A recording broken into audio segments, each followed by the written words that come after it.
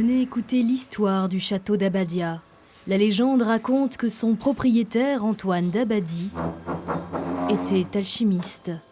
Mais qui était cet homme né au XIXe siècle d'un père souletin et d'une mère irlandaise? Scientifique, explorateur, parti 12 ans en Éthiopie à la recherche des sources du Nil, puis revenu dans son pays, dans ce château, sur les hauteurs d'Andaï face à l'océan. C'était probablement pas un homme très drôle dans la vie de tous les jours, au moins sa face publique. C'était un homme qui avait conscience de son rang social et qui le manifestait. On voit aussi quand même dans son intimité que c'est un homme qui aime la musique, qui aime les choses douces. Il y a des factures notamment de vin sucré en abondance.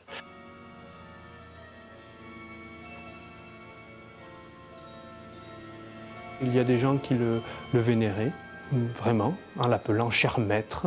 Alors bien sûr, c'est tout à fait dans le style de l'époque, mais enfin, on voit qu'il y a des gens qui se réclament d'Antoine d'Abadie. Et puis, il y a des gens qui le détestaient. Par exemple, un des grands physiciens de son époque, Léon Foucault, parle de l'horrible Monsieur d'Abadie. Un homme en vue et surtout un homme riche, très riche. Dans les environs, on parle de lui, on l'observe, on l'imagine. Et encore aujourd'hui, Antoine d'Abadie fascine. Je connais le château depuis ma tendre enfance, puisque j'ai eu l'occasion avec mon grand-père qui était épicier de faire les livraisons dans les fermes le samedi et en terminer par le château. Et c'était un peu le château du mystère. Ma grand-mère qui a vécu dans la ferme principale du château, qui me racontait qu'Antoine d'Abadie était parti en Éthiopie un peu comme un roi mage pour suivre une étoile. D'Abadie l'alchimiste, l'amateur de sciences occultes, ce château serait l'écrin de ses secrets.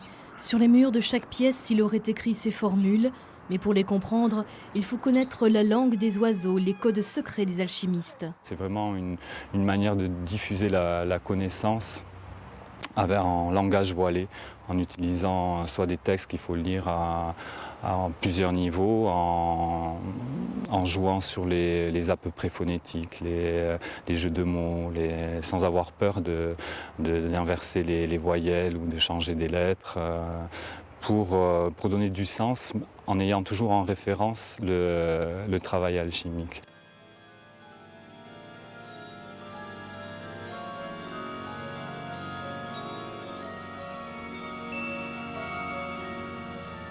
Pourquoi là, un oiseau avec la patte dans la bouche comme ça, qu'est-ce que ça peut vouloir dire? Le fait que la patte soit dans le bec, je me dis que c'est peut-être la parole qui passe par l'écriture. Donc peut-être qu'il y a dans ce château des choses à lire selon les codes ou selon l'esprit de la langue des oiseaux.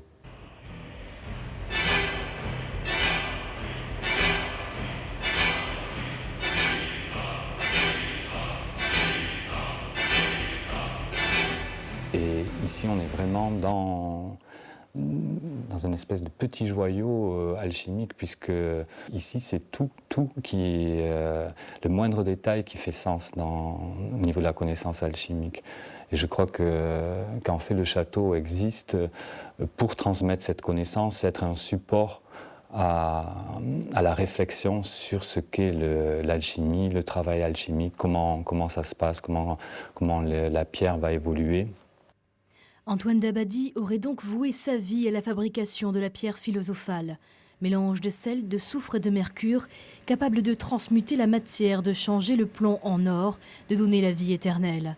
Pour Bruno, c'est dans le fumoir que se trouvait l'entrée du laboratoire.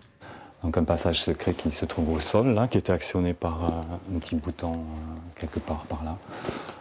Et dans la cave, c'était en fait un endroit idéal pour Antoine d'Abadie pour pouvoir mener certaines opérations à l'abri de la lumière, et à l'abri des regards. Dans le salon juste à côté, sur le linteau de la cheminée, il y a une phrase en latin, Transit vitae sicut fumus, dont la version en langue des oiseaux pourrait être quelque chose comme Transit vitae passage rapide, donc sicut cut en anglais, cut fumus si on arrête de fumer. Alors peut-être que dans le salon, si on arrête de fumer, on peut peut-être passer par le passage secret. Un passage secret, des formules codées, les indices s'accumulent. Mais c'est au premier étage, dans le boudoir de la chambre de Virginie, la femme d'Antoine Dabadie, que se trouve le plus important de tous. Les dernières opérations qui concernent le mûrissement de la pierre se passent dans ce type de récipient. Donc il a très bien pu en utiliser d'autres. Enfin, j'imagine qu'il a dû répéter énormément de fois ce type d'expérience, s'il a vraiment fait ce type d'expérience. Mais s'il l'a fait, c'est dans ce type de récipient. Est-ce que celui-là a vraiment servi? Je n'en sais rien. Pour couronner le tout, en haut de la coupole, il a écrit en arabe 3 fois « Louange à Dieu, nous avons fini », comme s'il était arrivé dans la phase ultime de sa quête. Dabadie, un alchimiste.